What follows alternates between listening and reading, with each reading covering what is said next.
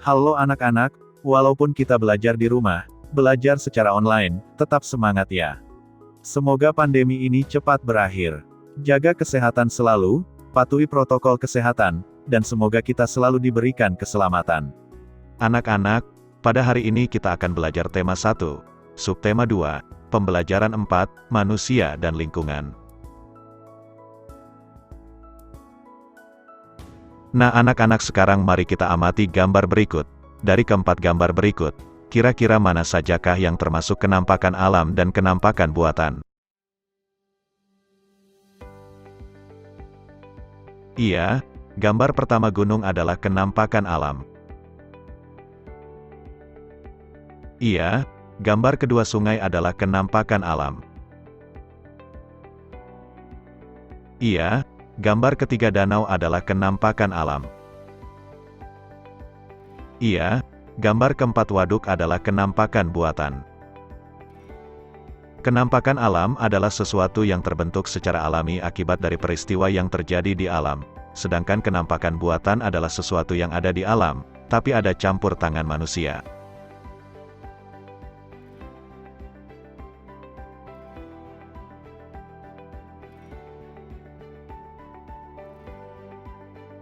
Kenampakan alam pada bentang alam Indonesia merupakan salah satu yang terlengkap di dunia. Laut, pantai, dataran rendah, lembah subur, padang rumput, sungai, danau, bukit, pegunungan, hingga gunung dapat ditemukan di Indonesia. Bentang alam di Indonesia sangat bervariasi. Masing-masing wilayah memiliki karakteristik masing-masing yang membedakan dengan wilayah lain di Indonesia. Ayo, kenali negerimu lebih dekat lagi.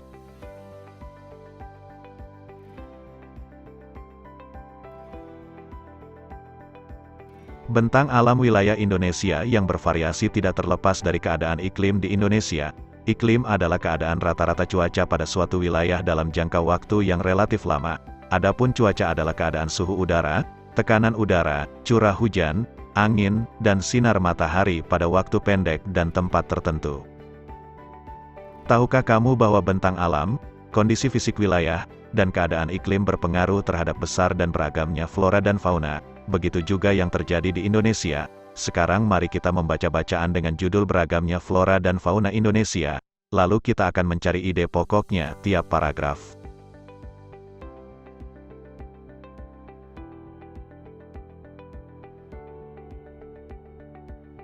Beragamnya flora dan fauna Indonesia. Indonesia sangat kaya dengan keragaman flora dan fauna. Keanekaragaman hayati Indonesia bahkan termasuk 3 besar dunia bersama dengan Brazil di Amerika Selatan dan Zaire di Afrika. Jumlah spesies tumbuhan di Indonesia mencapai 8.000 spesies yang sudah teridentifikasi dan jumlah spesies hewan mencapai 2.215, terdiri atas burung, reptil, mamalia, dan kupu-kupu. Ide pokoknya adalah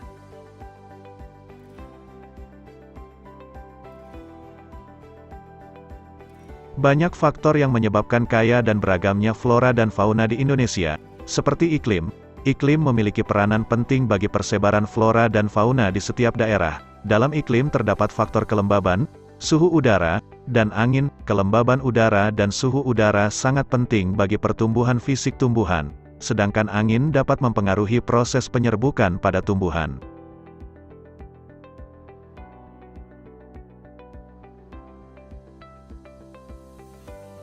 Sebagai contoh, tumbuhan yang berada di iklim tropis akan tumbuh subur sepanjang tahun karena memiliki sinar matahari dan curah hujan yang cukup. Jika tumbuhan dapat hidup dengan baik di suatu daerah, maka akan memancing hewan-hewan untuk datang. Karena tumbuhan merupakan bahan makanan yang penting bagi sebagian besar hewan. Bukti dari pernyataan tersebut dapat dilihat dan dibandingkan antara daerah dengan curah hujan tinggi seperti Indonesia dibandingkan dengan daerah gurun yang curah hujannya sangat kecil. Keanekaragaman flora dan fauna di Indonesia jauh lebih banyak dibandingkan dengan keanekaragaman flora dan fauna daerah gurun. ide pokoknya adalah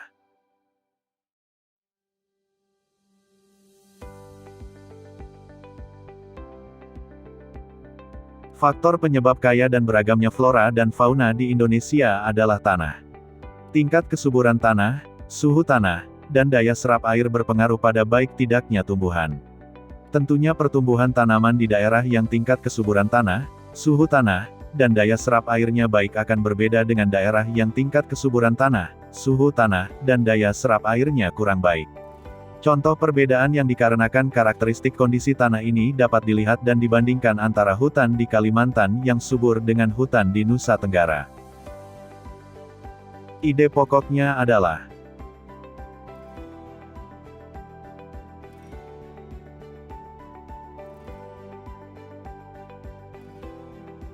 air juga merupakan faktor penting yang menyebabkan kaya dan beragamnya flora dan fauna di Indonesia.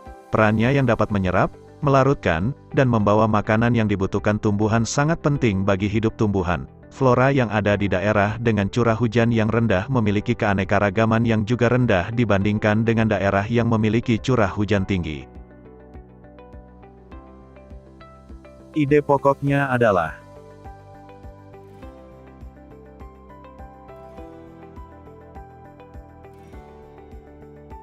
selain iklim, tanah, dan air yang merupakan faktor abiotik, ada juga faktor biotik yang mempengaruhi kaya dan beragamnya flora dan fauna di Indonesia, yakni manusia. Manusia dengan ilmu dan pengetahuan serta teknologi yang dimilikinya dapat mengembangkan varietas atau jenis-jenis flora dan fauna baru.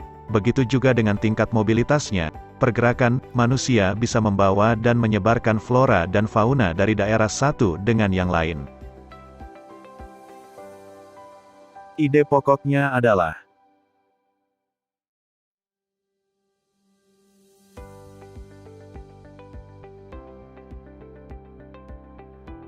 di sisi lain, manusia juga mempengaruhi keberlangsungan hidup flora dan fauna. Pembangunan rumah, pembukaan lahan, penebangan besar-besaran, perburuan liar serta pencemaran lingkungan adalah contoh perilaku dan sikap manusia yang bisa mengancam keberadaan dan keberlangsungan hidup flora dan fauna. Ide pokoknya adalah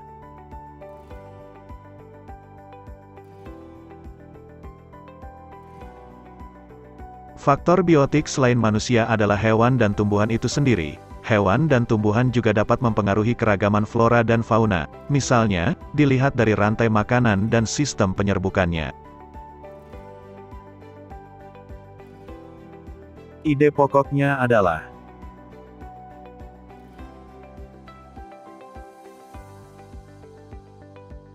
nah anak-anak, setelah kalian membaca dan mencari ide pokok tiap paragraf, mari kita belajar tentang persebaran flora dan fauna di Indonesia. Persebaran flora di Indonesia dibagi menjadi dua, Indo-Malayan dan Indo-Australian.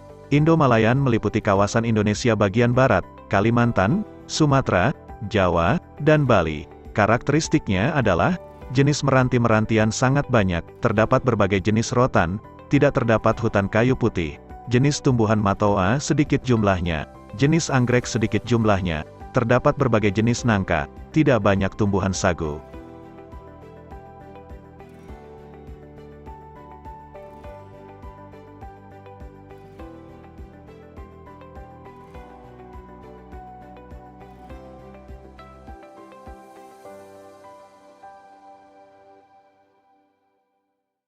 Indo-Australian meliputi kawasan Indonesia bagian timur, Sulawesi, Maluku, Nusa Tenggara dan Papua. Karakteristiknya adalah, jenis meranti-merantian hanya sedikit, tidak terdapat berbagai jenis rotan, terdapat hutan kayu putih, terdapat berbagai jenis tumbuhan matoa, jenis anggrek banyak, tidak terdapat jenis nangka, banyak terdapat tumbuhan sagu.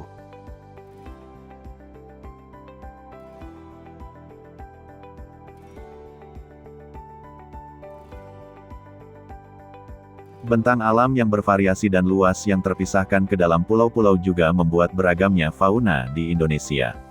Sekarang mari kita amati bagan persebaran fauna di Indonesia berikut ini.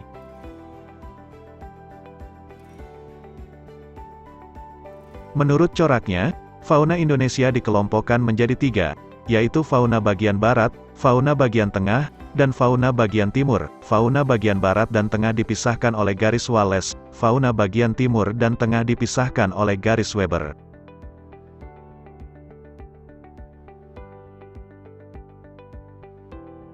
Fauna Indonesia bagian barat, tipe Asiatis, mencakup wilayah Jawa, Sumatera, Bali, dan Kalimantan. Banyak ditemui mamalia yang berukuran besar seperti gajah, badak bercula 1, banteng, macan, tapir, kerbau, rusa, orang utan, monyet, babi hutan, bekantan, dan lain-lain. Banyak juga ditemui reptil seperti ular, kadal, tokek, buaya, biawak, bunglon, kura-kura, dan terenggiling.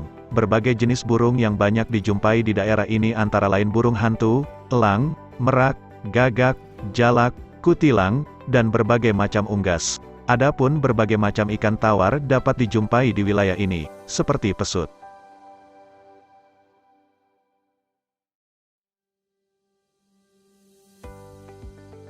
Fauna Indonesia bagian tengah, tipe peralihan, wilayah ini juga sering disebut dengan wilayah fauna Kepulauan Wallace, mencakup wilayah Sulawesi, Timor, Maluku, dan Nusa Tenggara serta sejumlah pulau-pulau kecil di sekitarnya. Fauna yang menghuni wilayah ini antara lain babi rusa, anoa, kuda, monyet Sabah, babi, beruang, ikan duyung, kuskus, monyet hitam, tarsius, sapi, dan banteng. Reptil yang menghuni wilayah ini antara lain biawak, komodo, buaya, dan ular. Berbagai jenis burung yang banyak dijumpai di daerah ini antara lain maleo, mandar, raja udang, burung dewata, rangkong, dan kakatua serta nuri.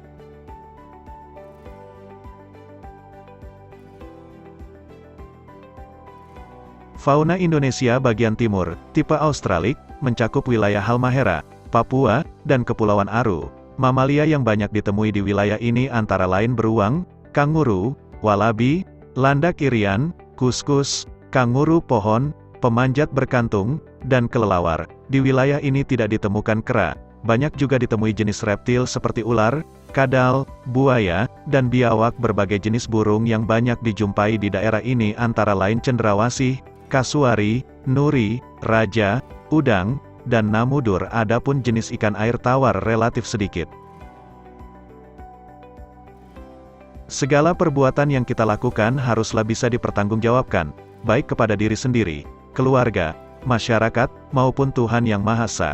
Kita pun harus siap menerima akibat-akibat dari setiap perbuatan yang kita lakukan, seperti pujian atau cemoohan, hadiah atau hukuman, pahala atau dosa. Contohnya, jika kita membuang sampah ke sungai, maka kita juga harus siap menerima akibatnya, yakni banjir. Jika kita menebang hutan sembarangan, maka kita pun harus siap menerima akibatnya, yakni tanah longsor. Dengan demikian kita harus menjaga perilaku kita terhadap alam. Jika alam terjaga dengan baik, maka hidup kita pun juga akan baik. Nah anak-anak, sekarang setelah kalian belajar, sekarang saatnya mengerjakan tugas. Tugasnya adalah menentukan ide pokok di setiap paragraf, pada bacaan beragamnya flora dan fauna Indonesia. Selamat mengerjakan ya, sampai jumpa pada pembelajaran berikutnya.